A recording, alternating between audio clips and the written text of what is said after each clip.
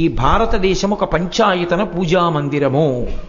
అందుకే మిగిలిన దేశాలన్నీ కూడా సౌఖ్యంగా దేని వల్ల ఉంటాయంటే ఇక్కడ ఉన్నటువంటి స్థితి వల్లే. ఇది పూజా మందిరం కాబట్టి ఇక్కడ మడిబట్ట కట్టుకోవాలి, ఇక్కడ పూజ చేస్తున్నాం కాబట్టి ఇక్కడ సత్వగుణంతో ఉండాలి. పూజా మందిరంలో పూజ చెయ్యాలి కానీ మరుగుదొడ్లోకి వెళ్ళి భక్తులు అని పూజ చెయ్యవుగా. అందుకే పూజ చెయ్యడానికి, గాయత్రి చేయడానికి, యజ్ఞం చేయడానికి, యాగం చేయడానికి ఈ దేశం ఒక్కటే యోగ్యం. మిగిలినవి ఆ యోగ్యతని పొందినవి కావు. ఇల్లంతా నాదైనా నా ఇల్లు కదా అని బెడ్రూమ్లో కూర్చుని పూజ చేయనుగా, నా ఇల్లు కదా అని మరుగుదొడ్లో కూర్చుని పూజ చేయనుగా.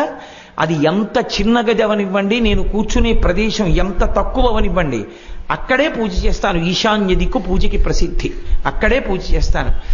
భారతదేశానికి అంతటికీ పూజా మందిరం, ప్రపంచానికంతటికీ పూజా మందిరం భారతదేశం.